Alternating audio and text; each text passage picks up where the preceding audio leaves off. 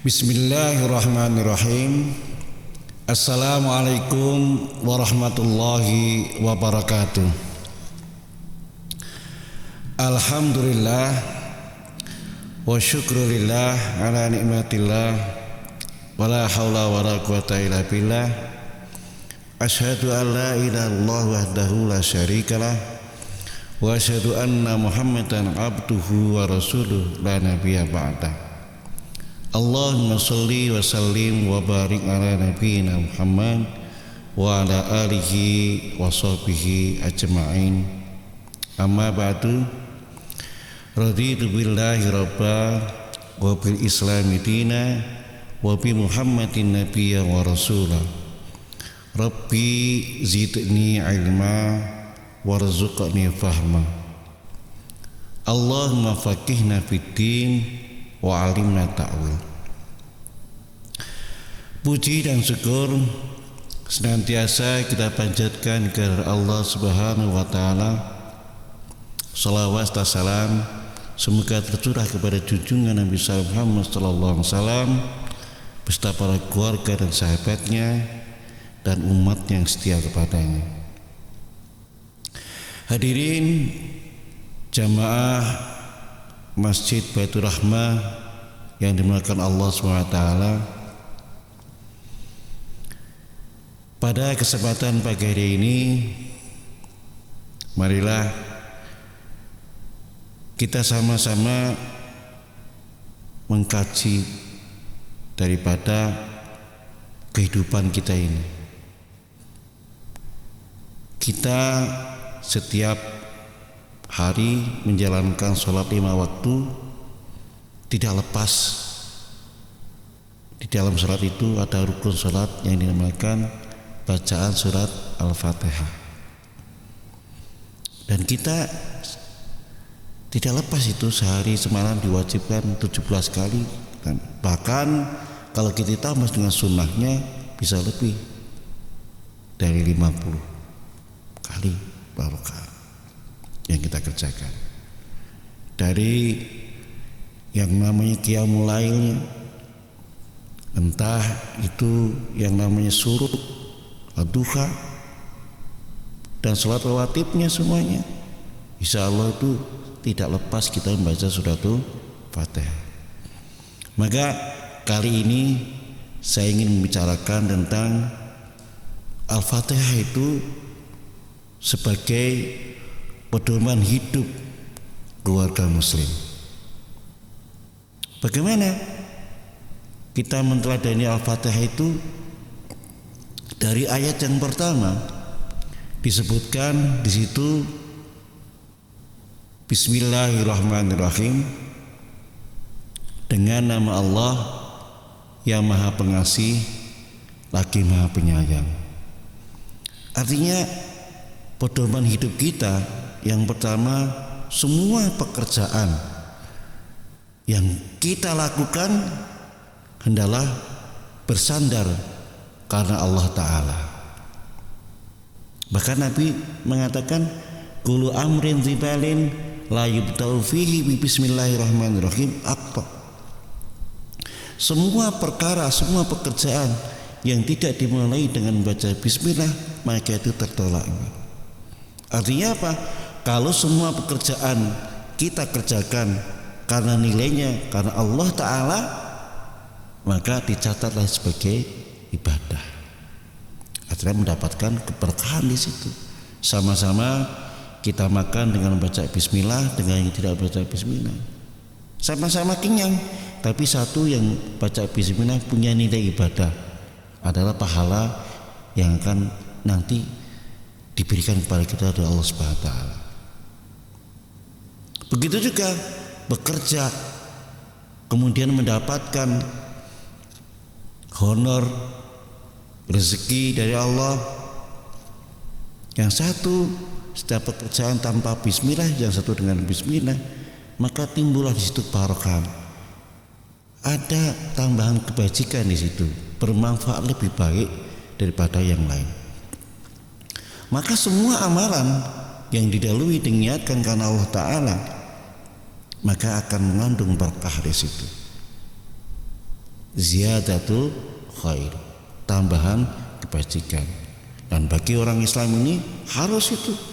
Maka nabinya pun itu memberikan contoh dari sebelum tidur, bangun tidur, mau pergi, mau makan, doa ada doanya di situ, doa sebelum makan, sudah makan, masuk masjid dan sebagainya. Semua pergerakan itu didahului dengan Bismillahirrahmanirrahim.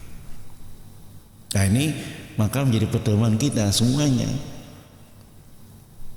Apa yang kita kerjakan, kita lakukan harus didahului atau memasrahkan diri kepada Allah Ta'ala.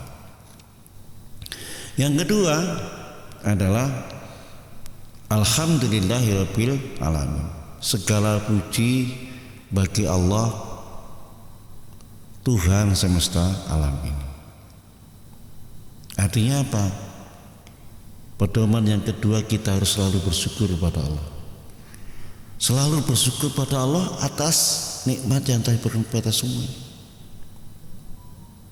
Allah menjanjikan di surah Ibrahim itu, la in syakartum la azidannakum. Sekiranya kalian bersyukur, pasti aku akan tambah kalian rezekinya. Wala in kafartum inna azabi lasyadid.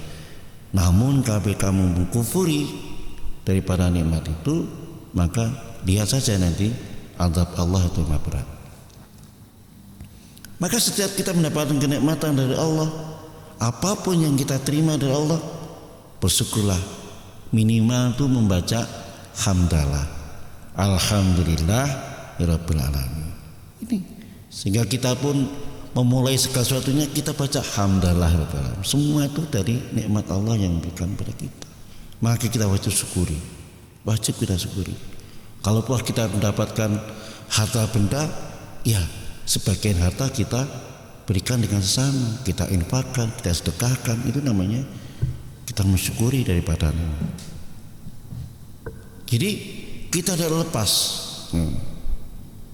Washkuru lillah in kuntum iyyahu dan bersyukur pada Allah kalau benar-benar Anda itu benar-benar beribadah kepada Allah SWT. Ini syukur itu menjadi suatu penting bagi kita, bagi umat yang muslim. Yang ketiga, yaitu menunjukkan Ar-Rahman Ar-Rahim, Maha Pengasih lagi Maha Penyayang. Lah kalau pedoman kita senang berbagi, mengasihi kepada orang lain dan menyayangi kepada orang lain, wah ini artinya bahwa di situ berbagi rezeki dan menyayangi dengan sesama. Allah kan perintahkan itu dalam pembukaan surat Al-Baqarah ayat yang ketiga itu, alladzina yu'minuna bil ghaibi wa yuqimuna shalah wa mimma razaqnahum yunfiqun. Dan dari sebagian apa yang telah aku rezekikan kepada kalian, hendaklah kamu infakkan. Senang kita berbagi dengan sesama itu. Ar-Rahim juga berkasih sayang, tidak berantem terus dengan saudara, dengan tetangga. Tapi ini berbagi dengan sesama itu dinamakan infak. Kalau kita rujuk kembali dengan ayat Al-Baqarah, surat Al-Baqarah ayat 215, yas'alunaka madza yunfikun. Mereka itu bertanya kepada Muhammad tentang apa yang harus mereka infakkan. Maka Allah mengatakan, kul ma anfaqtum min khairin.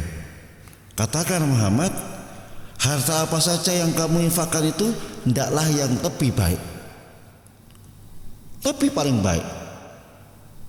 Untuk siapa?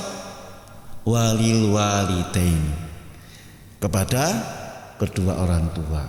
Orang tua itu diutamakan infak padanya itu. Kita kalau sudah punya penghasilan,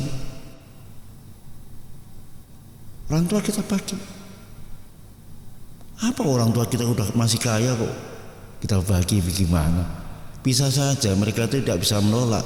Kalau kita berikan pulsanya tahu-tahu masuk di HP-nya, selesai. Atau listriknya kita bayarin di rumah itu. Atau mungkin kita bayar internetnya, apa saja yang mereka. Atau kita pulang membawa sebotol yang namanya madu atau makanan yang lain sebagai oleh-oleh. Itu kan kita berikan kepada orang tua juga. Yang terbaik itu. Ya. Kemudian selain itu juga wal akrobin, ya, kepada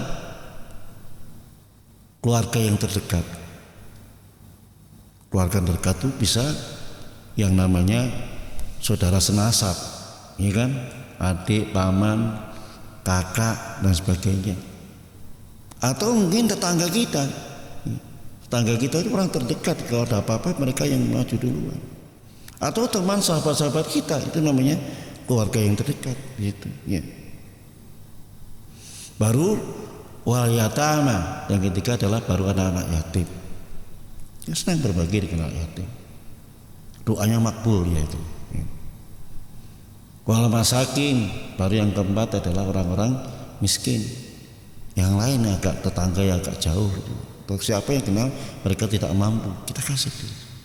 Berbagi dengan dia. Wa bani sabil, dan baru kepada orang yang kekurangan di dalam bekalnya, kehabisan bekal, itu maksudnya. Nah, lima-limanya inilah tempat yang terbaik kita untuk berinfak kepadanya. Jangan lupa memberikan infak juga dengan sayang, dengan kasih sayang, dengan baik. Kemudian pedoman yang keempat yaitu dikatakan iyyaka na'budu iyyaka na'budu maliki yaumiddin, yaitu menguasai daripada hari kemudian. Artinya kita ini harus berpikir ke masa depan untuk memiliki program yang berkemajuan dalam hidup lebih baik. Jadi jangan memikir ke belakang lagi nanti, berpikir ke masa depan. Apa yang akan kita kerjakan untuk lebih baik dan berkemajuan? Karena orang hidup ini harus punya pedoman, hari ini harus lebih baik daripada hari esok. Hari ini harus lebih baik daripada kemarin. Hari esok harus lebih baik daripada hari ini. Kalau kita itu masih sama dengan yang kemarin, artinya kita itu atau mungkin hari ini dikatakan lebih baik daripada hari esok, bangkrut kita ini. Ya. Maka kita harus lebih baik, ya. Harus maju lebih baik daripada hari ini ke depannya. Punya program, punya cerita yang lebih baik. Dan ayat yang kelima dikatakan bahwa iyyaka na'budu wa iyyaka nasta'in, hanya kepadamu lah kami menyembah dan hanya kepadamu lah kami mohon pertolongan. Ini adalah merupakan tawakal kita kepada Allah Subhanahu wa taala. Bahkan di ayat yang ke-45 surah Al-Baqarah itu dikatakan wasta'inu bisabri wassalah. Artinya apa?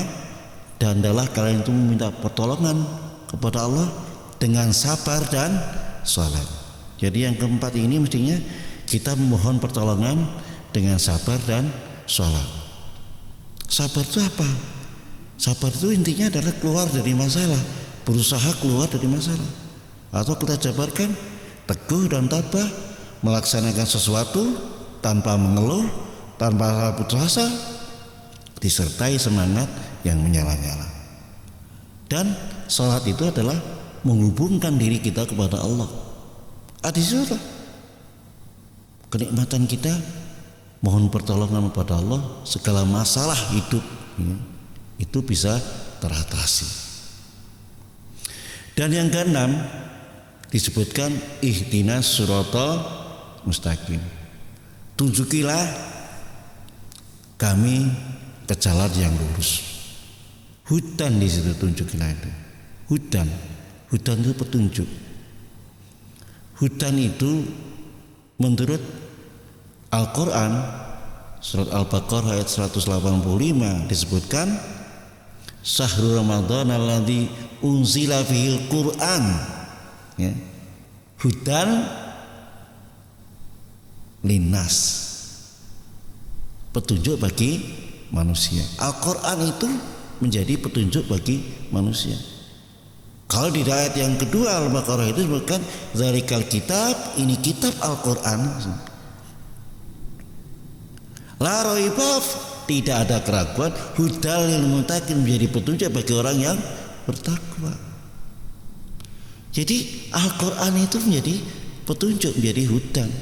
Kalau kita minta ihdinas siratal mustaqim, berarti kita harus selalu berinteraksi dengan Al-Quran.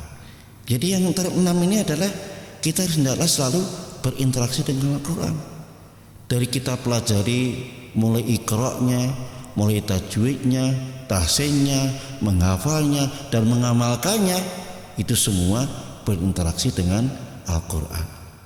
Jangan lupakan Al-Quran sebagai petunjuk hidup bagi kita semua. Dan yang ketujuh dikatakan siratal ladzina an'amta 'alaihim, yaitu jalannya orang-orang yang telah Engkau beri nikmat, ghairil maghdub, bukan jalannya orang-orang yang Kau murkai, waladhdallin, dan bukan jalan orang sesat. Artinya siapa orang-orang yang diberi nikmat itu? Dikatakan an-nabiyina wa syuhada wa sholihin, yaitu orang-orang para nabi, para syuhada, para orang soleh, orang yang baik-baik. Nabi sudah tidak ada, tapi peninggalannya sahih hadis. Bagaimana cerita Nabi mengajarkan kepada kita, ada di situ. Pakai ikutin mereka itu. Atau syuhada, orang-orang yang berjuang di jalan Allah, bagaimana kiprahnya itu. Dan orang-orang yang soleh adalah orang-orang yang baik. Ya, orang-orang yang baik ini kan, maka kita adalah bergaul, ya, pada punya teman, punya tetangga, punya saudara, ini yang baik-baik gitu. Bagaimana kalau kita hidup di lingkungan orang-orang yang tidak baik gitu, orang yang tukang pemabok, yang dimurkai Allah, orang yang sesat di situ. Tentu bagaimana kita berdakwah, berdakwah kepada orang-orang itu menjadi orang baik. Jangan sampai kita ikut jadi jelek juga, karena pengaruhnya luar biasa.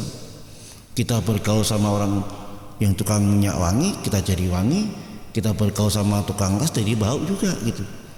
Nah, makanya kalau kita memang tidak mampu merubah lingkungan kita menjadi orang baik, maka kita hendaklah berhijrah ke tempat yang lebih baik. Kayak Nabi itu di Mekah, apapun yang selama 13 tahun sudah dikerjakan tapi ternyata tidak menghasilkan yang lebih baik, maka dia pindah atau hijrah ke Madinah yang lebih baik. Nah, itu menjadi pedoman kita bahwa di dalam Al-Fatihah ini menjadi sebagai pedoman hidup keluarga muslim itu. Tentu mari kita kerjakan. Dari yang pertama, semua pekerjaan yang kita lakukan itu hanya bersandar karena Allah Ta'ala. Dan yang kedua, selalu bersyukur kepada Allah atas nikmat-nikmat yang telah diberikan kepada kita. Dan yang ketiga, berbagi dengan sesama, yaitu berbagi rezeki maupun kasih sayangnya. Dan yang keempat adalah berpikir ke masa depan yang memiliki program untuk kemajuan hidup yang lebih baik. Dan yang kelima mohon pertolongan dengan sabar dan sholat. Jadi kita harus menepati sholat kita 5 waktu. Dan yang keenam adalah selalu berinteraksi dengan Al-Quran. Dan yang terakhir, yang ketujuh, adalah kita mencari teman, mencari sahabat, mencari tetangga adalah orang-orang yang soleh. Mudah-mudahan ini bisa menjadikan pedoman hidup kita di dalam masyarakat kita, dalam mengarungi hidup, sehingga kita apa yang kita cita-citakan mendapatkan Jannatun Naim, yaitu surga Allah yang penuh kenikmatan bisa tercapai. Mari kita akhiri kajian kita pada pagi hari ini dengan membaca kafaratul majlis. Subhanakallahumma wa bihamdika asyhadu an la ilaha illa anta astaghfiruka wa atubu ilaik. Alhamdulillahirabbil alamin. Al-kalam. Wassalamualaikum warahmatullahi wabarakatuh.